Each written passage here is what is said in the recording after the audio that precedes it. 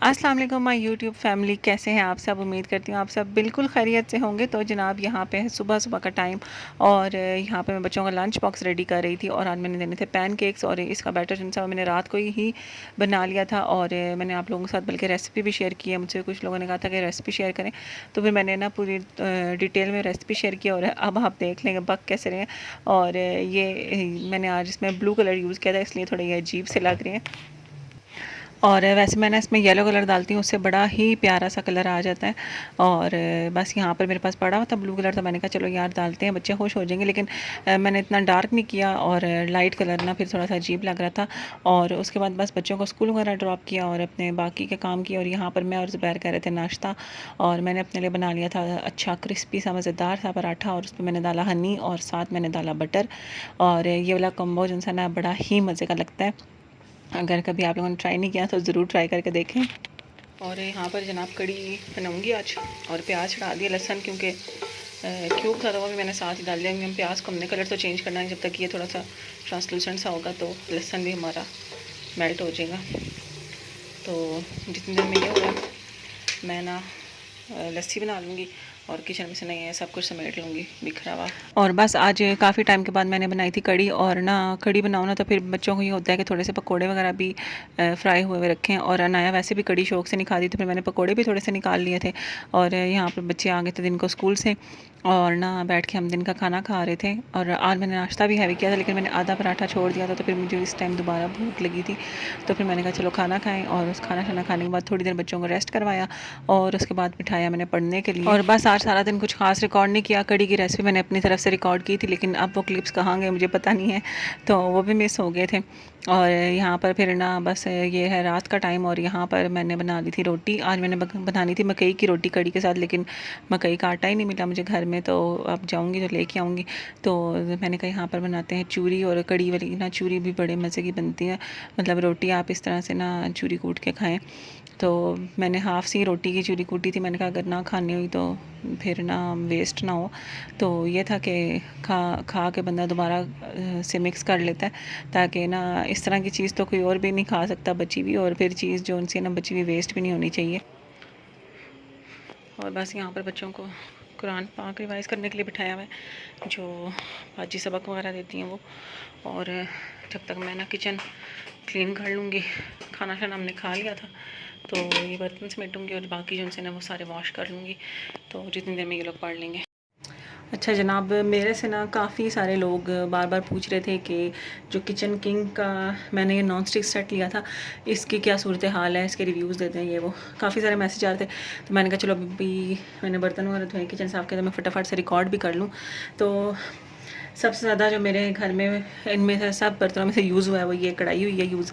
और ना मेरी रोज़ की हांडी तकरीबन इसी में पकती है। कभी हो जाता है कि देगची वगैरह मैं पका लूँ, ज़्यादातर इसी में पकती है। तो इसका ये है कि इनके कलर में थोड़ा सा डिफरेंस आपको नज़र आ रहा होगा। ये थोड़ा सा ये ग्रेइश सा और ये येलोइश सा हो रहा है, क्योंकि ये बहुत ज़्यादा यूज़ हुआ है इसलिए।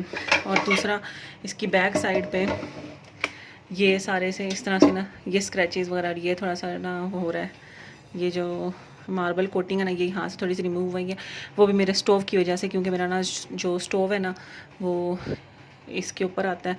और ना यहाँ से मतलब हिलना जुलना और ये रगड़ वगैरह लगना, तो ये इस तरह से ये मसला हुआ है। बाकी अंदर से ये भी तो बिल्कुल ठीक है, इसमें कोई स्क्रैच वगैरह या कोई भी इस तरह की चीज़ नहीं है। ये इस तरह से ना देख सकते हैं आप। और ये जिनसे ना ये कम यूज़ हुए बर्तन है, ये भी आप देख सकते हैं। तो ये इस तरह से ये भी बिल्कुल नीट है। अच्छा, फ्राइंग पैन का जो मेरा मसला हुआ था वो बिल्कुल शुरू में ही हो गया था। ये इसकी ये हालत हो चुकी है, क्योंकि इसमें जो सबसे पहली दफ़ा मैंने ना फ्राई काम नहीं किया था। मतलब मैंने आलू के कटलेट्स वगैरह फ्राई किया था, उसके बाद अभी तक इसमें फ्राइंग वाला काम ही होता है।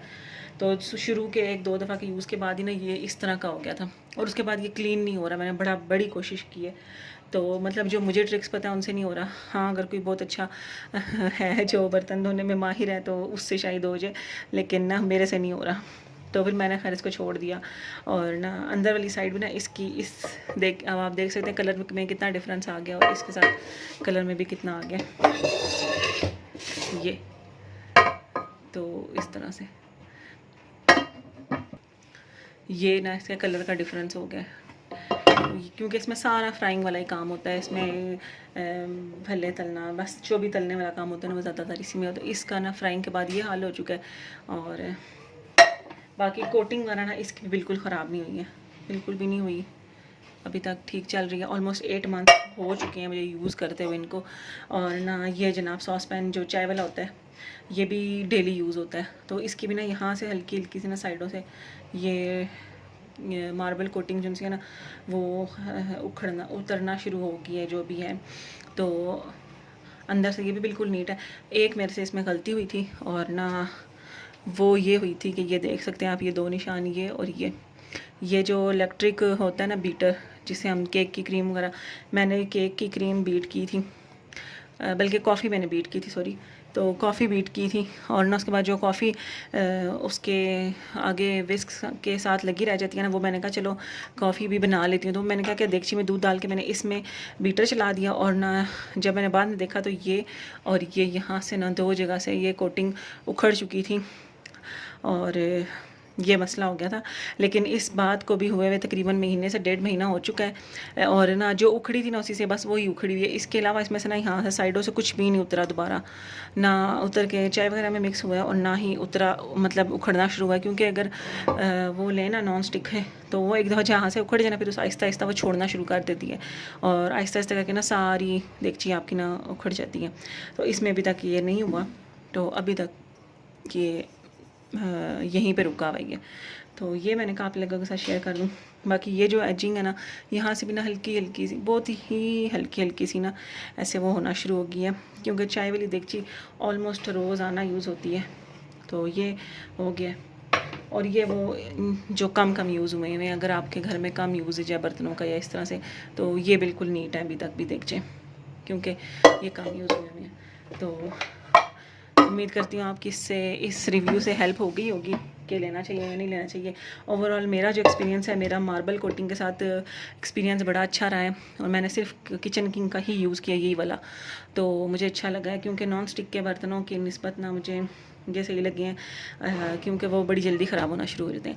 लेकिन एक बात है कि मैंने इनको बिल्कुल एहतियात से यूज़ किया, मैंने इनमें सिलिकॉन स्पैचुला यूज़ किया, मैंने वुडन भी यूज़ नहीं किया, क्योंकि वुडन भी जिनसे होता है ना वो थोड़ा सख्त होता है, तो जो सिलिकॉन वाले होते हैं ना वो बहुत ज़्यादा सॉफ्ट होते हैं। ये मैं इसी के साथ ही सेट ले आई थी कि जब इतना एक्सपेंसिव आप ये सेट ले रहे हो तो 2-3 हज़ार का अगर आप ये भी ले लोगे तो कोई इतनी बड़ी बात नहीं होगी। तो ये ना इसके बीच में आप ज़ोर ज़ोर से भी चम्मच चला रहे हो, कोई चीज़ नीचे अगर लग भी जाती है, आप उतार भी रहे हैं, तो ये ना आपका ख़राब नहीं होगा इसकी वजह से।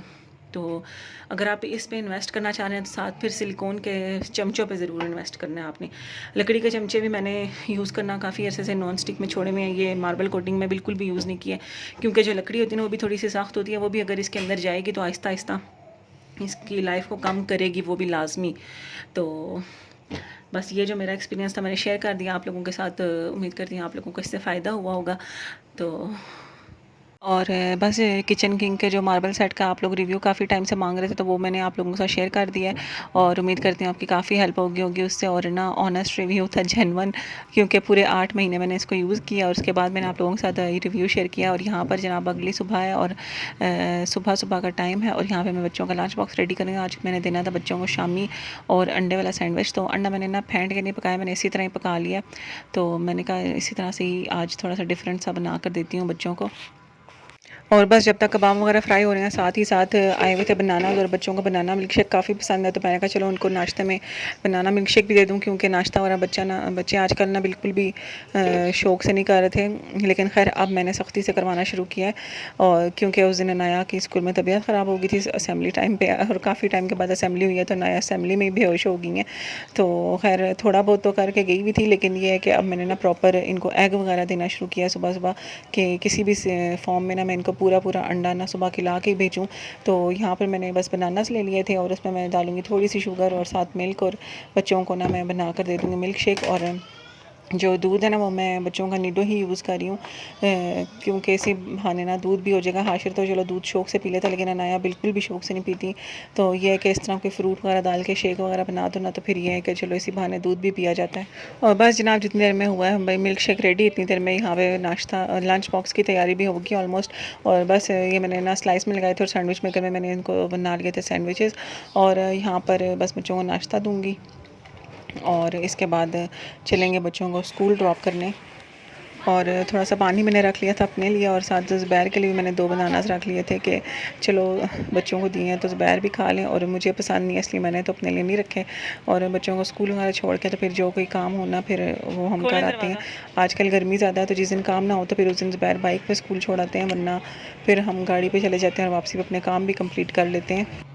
और उसके बाद फिर आके जो थोड़ा सा रेस्ट होता है वही रेस्ट आम दिनों की तरह। और आज मैंने ना कड़ी थी तो मेरा था दिल के ना इसके साथ नान खाएं, और वो भी फ्राई करके, बड़ा ही मज़ा आता है इस तरह भी।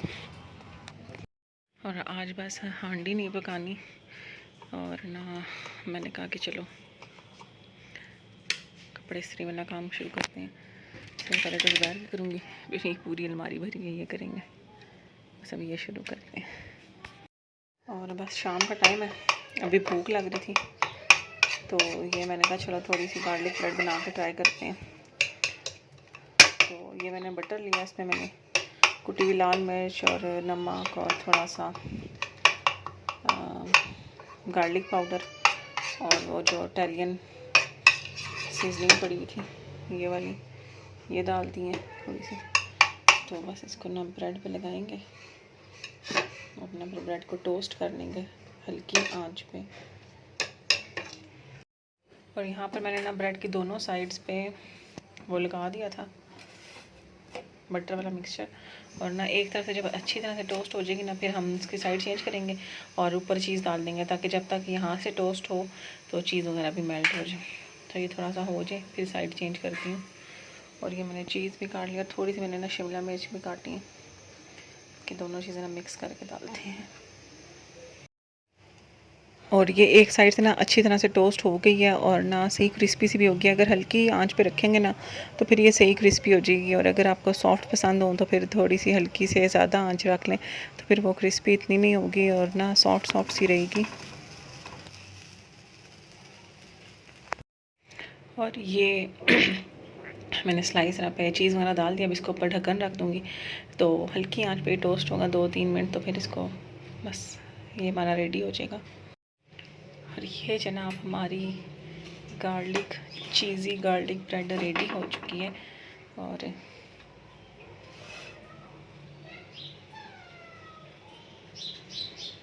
बाहर बारिश भी शुरू हो चुकी है, और अभी थोड़ी देर पहले इंतहाई गर्मी थी, लेकिन अब बारिश भी शुरू होगी, और तो अब इसको खाने का ना और मज़ा आएगा।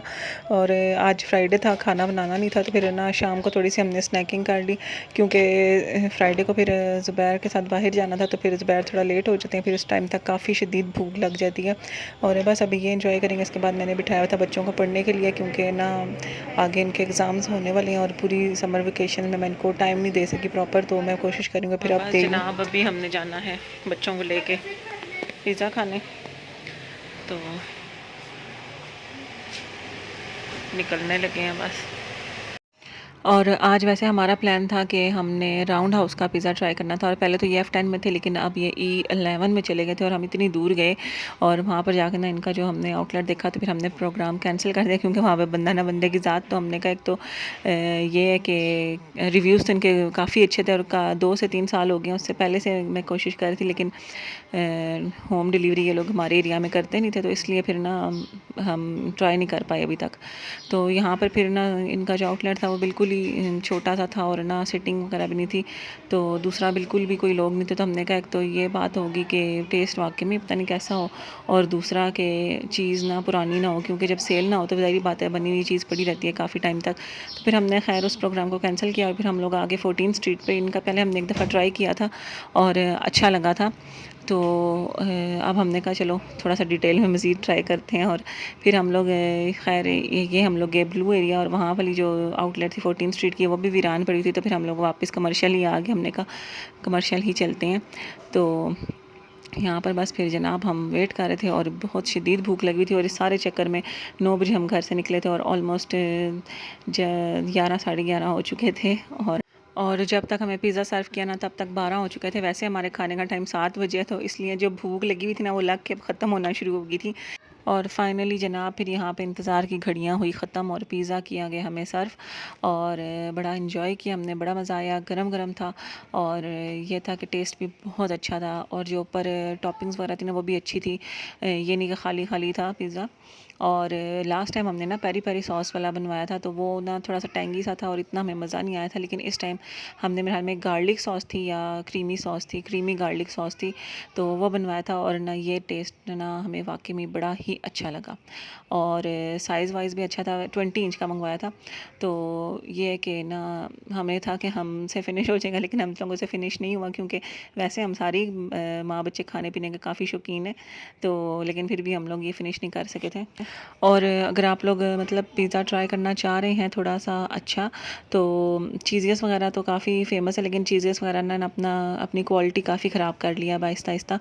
और रेंचर्स का भी मुझे अच्छा लगा था, लेकिन इनका भी मुझे उन दोनों से ज़्यादा अच्छा लग रहा है फ़िलहाल। और इसी के साथ आज के व्लॉग का भी एंड करूँगी। इंशाल्लाह आप लोगों से दोबारा मुलाकात होगी, तब तक के लिए अल्लाह हाफ़िज़।